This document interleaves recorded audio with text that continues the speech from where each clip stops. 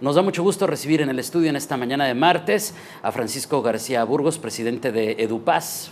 Paco, bienvenido. Muy buenos días. Bienvenido, muchas gracias David, muchas gracias Pati por recibirme, encantado de estar aquí con ustedes. Al contrario, nos da mucho gusto recibirte y nos gustaría que nos dijeras antes que nada en qué consiste esta Fundación Educando Conseguimos Paz. Sí, cómo no.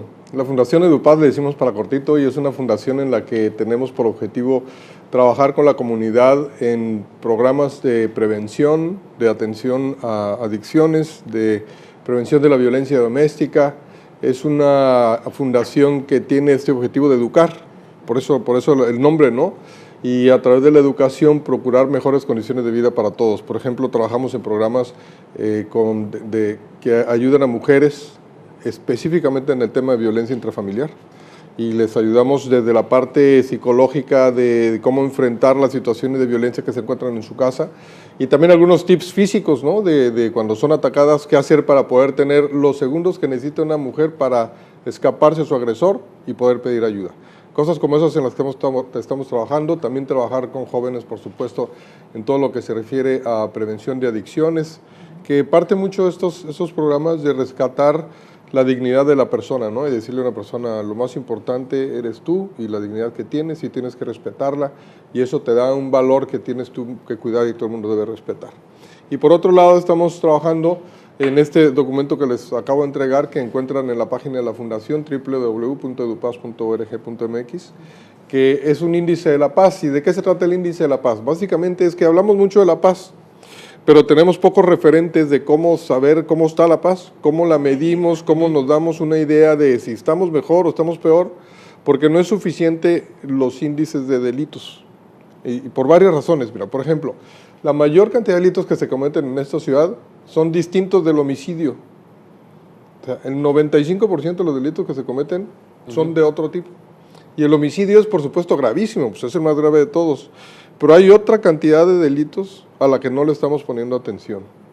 Y esos delitos son los delitos diarios con los que se encuentra la gente cuando llega a su casa y le robaron, cuando llega el hijo de la escuela y lo asaltaron, cuando salen de la casa y no está el carro. Claro. Entonces, ahí hay una cantidad de delitos que están sucediendo, que tienen un impacto en las personas y las familias, pero que como sociedad y como gobierno no les ponemos atención, porque le ponemos atención al otro, que es, por supuesto, no hay que quitarle la atención al homicidio, al secuestro, son homicidios, son delitos gravísimos que hay que atacar mucho más, pero son de un alto impacto, siendo que en realidad el alto impacto está en los otros, porque son los más. Y de estas realidades son las que han venido arrojando el índice. El otro tema que arroja con mucha claridad es el tema de la impunidad. Tenemos un problema de impunidad en el país, que es el nido, le digo yo, la impunidad es el nido donde está gestándose todos los problemas del país. La corrupción, la pobreza, la falta de consecuencias con los delitos cometidos, etcétera, etcétera, están ahí en la impunidad. Porque estamos recibiendo un mensaje todos de que en este país, en este estado, en esta ciudad, puedes hacer lo que quieras y lo más probable es que no te pase nada, incluso matar. Y es un mensaje muy, muy, muy grave que necesitamos resolver y que necesitamos atender. Tenemos que ponerle un alto al problema de impunidad en el que está sumido todo el país. Cuando analizan el índice de paz, tienen que contrastarlo con los delitos que se cometen en una zona, sí, en un espacio en particular, pero me llaman la atención dos cosas en particular. Sí. Una ya la encontré, Francisco, es esta relación de una víctima directa por cuentas indirectas. Sí. ¿Qué significa eso? Y dos, ¿qué tan importantes son estas proyecciones respecto a los delitos denunciados versus los delitos realmente cometidos, ¿no? Muy importante, muy importante. Mira, la primera pregunta es, cuando a una familia le roban un carro, lo normal es que ese carro viene a trastocar la vida de la familia. Desde el carro para llevar a los niños a la escuela, desde el carro para ir al trabajo, para regresar. Muchas veces el carro es el instrumento de trabajo, no solo de transporte, sino el instrumento de trabajo. Y para la mayor parte de las familias tijuanenses y bajacalifornianas, reponer el carro es algo muy complicado. O sea, es un bien difícil de reponer. No es como cuando te roban un celular, que hasta sin el celular pues puedes vivir, pero lo puedes reponer de una manera más fácil, el carro no. Y trastoca toda la vida de la familia. Entonces hay una víctima que es el dueño del carro, pero también hay otras víctimas indirectas que están ahí, que también tienen un efecto sobre ellos. Cuando llega el hijo asaltado a la casa, pues entra la familia, cuando nomás de imaginarse al hijo con un cuchillo en el cuello para quitarle la cartera, pues por supuesto entra la familia en un proceso donde su paz está alterada. Y es lo que estamos queriendo decir. O sea, no solo son las víctimas directas del delito, sino el entorno, sobre todo el entorno familiar. Eso por un lado. Y por el otro lado, en México se denuncia solamente el 7% de los delitos. En Baja California el 10.5%. Solamente esos son los delitos que se denuncian. El resto no se denuncia. En Baja California en los últimos 5 años hemos perdido la mitad de los delitos que se denunciaban. Es decir, hace 5 años se denunciaba el 20% de los delitos y ahorita se denuncia solamente el 10%. ¿Por qué habrá dejado la gente de denunciar si el enfoque siempre de las autoridades hasta cierto punto es de que hay que denunciar, hay que denunciar? ¿Tiene que ver esto con la impunidad? Pues yo creo que sí, fundamentalmente creo que tiene que ver con la impunidad. ¿Cuántas veces hemos dicho, ¿para qué voy y denuncio? Sí. ¿Para qué voy y denuncio una cartera? Incluso el carro. Quien no tiene un carro asegurado, lo más probable es que no vaya a denunciar. Porque el seguro es el que te dice, tienes que traerme la denuncia para poder hacerlo válido. Entonces, el índice de delitos denunciados es bajísimo y se ha ido perdiendo. Entonces, creo que tiene que ver con la confianza en las autoridades, ¿no? El poder decir, va a servir de algo. En algunos casos incluso pensamos que si la autoridad sentimos que está coludida con el delito que se cometió, pues claro, entonces no vamos, mucho menos vamos, decimos, ¿en manos de quién nos vamos a poner? Y este índice que se vaya perdiendo de 20% de delitos denunciados a 10%, pues es un asunto que necesita tomarse atención, ¿no? Ahora, sobre el nivel de impunidad, que está muy alto en general en toda la República Mexicana, ¿cómo está en Baja California? Porque las cifras que ustedes daban, la verdad es que sí son alarmantes. De todos los delitos que se cometen, solamente hay muy pocas detenciones. Hablaban específicamente, por ejemplo, de los homicidios. Sí, Baja California está mejor, déjame decirles, está menos mal que el resto del país, vale, porque no podemos decir que está mejor. O sea, en el resto del país se denuncia el 7% de los delitos, en Baja California se denuncia poco más del 10%. O sea, eso no es ningún consuelo.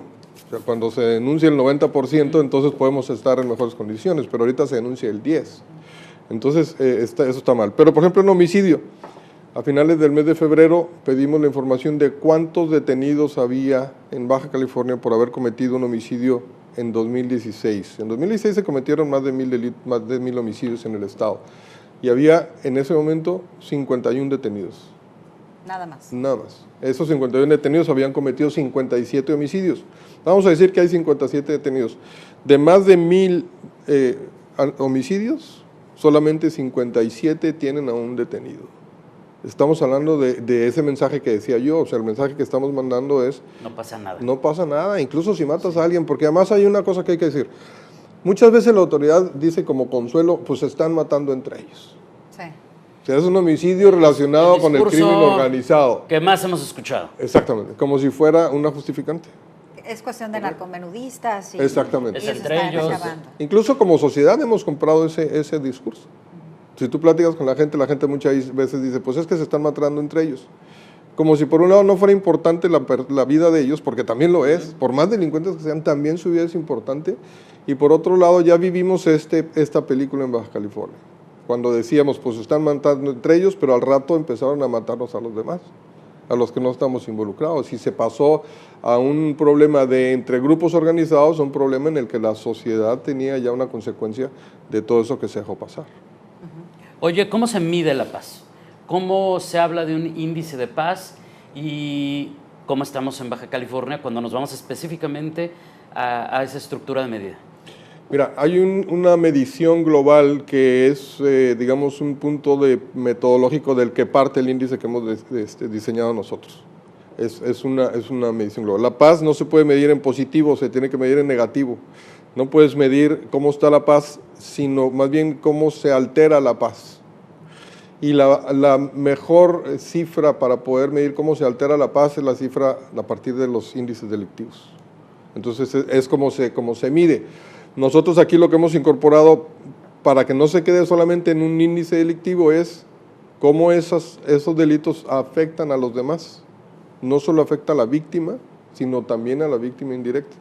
Porque pensamos que la alteración de la paz a partir de los delitos pues no se queda en la víctima, se queda en los padres, en los hermanos, en la familia, en los amigos, que también ellos tienen una alteración en su paz.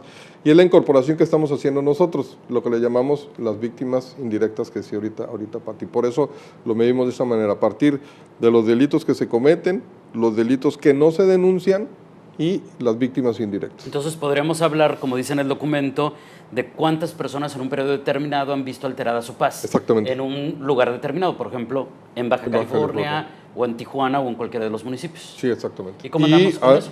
Todo 2016 fue de mal a peor de enero a diciembre.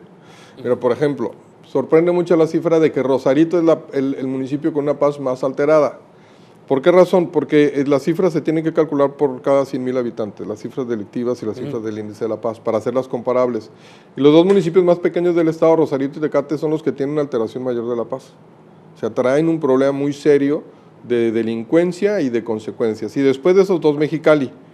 Tijuana es el cuarto y Ensenada es el municipio, digamos, con más paz en el estado. ¿Y cómo pasó? El índice nos demuestra que en Baja California hay menos paz que en el resto del país y que fue deteriorándose de enero a diciembre del 2016. La cifra es casi un 4%. Pero en Tijuana el deterioro fue de un 10%. O sea, de enero a diciembre fue más alto un mayor deterioro que el resto del estado. Entiendo, Francisco, que ustedes la apuestan a la prevención, porque nos decías todos Sí. los programas que tienen. ¿Cómo se puede acercar la gente con ustedes? ¿Cómo pueden apoyarse de estos programas que ustedes les están Gracias. La brindando? página de internet es www.edupaz.org.mx. Ahí está toda la información de los talleres que damos, está toda la información del índice y la manera de ponerse en contacto con nosotros. Y bienvenidos, nos encanta mucho poder trabajar con la juventud, con las mujeres en la sociedad. Que lo primero, de repente digo, cuando vivimos una situación como la que hoy está en Baja California, muchos nos preguntan, ¿y qué podemos hacer? Sí. El primer paso entonces sería informarnos. Que Sí. es paso número uno, Sí. antes que cualquier otra cosa, y esta sería una manera entonces de Yo creo que sí, creo que es una con la buena manera de perspectiva informarnos adecuada, ¿no? y de tener el contexto de lo que está pasando. Yo pienso que sí, informarnos, denunciar es muy importante y participar en estas actividades de prevención. Es importante que la sociedad participe en todo este tema de prevención. Muy bien. Francisco García Burgos, presidente de EduPaz, muchas gracias por Al haber estado contrario, con gracias a nosotros. ustedes, gracias a ti, gracias David. Gracias, muchas gracias y buenos días.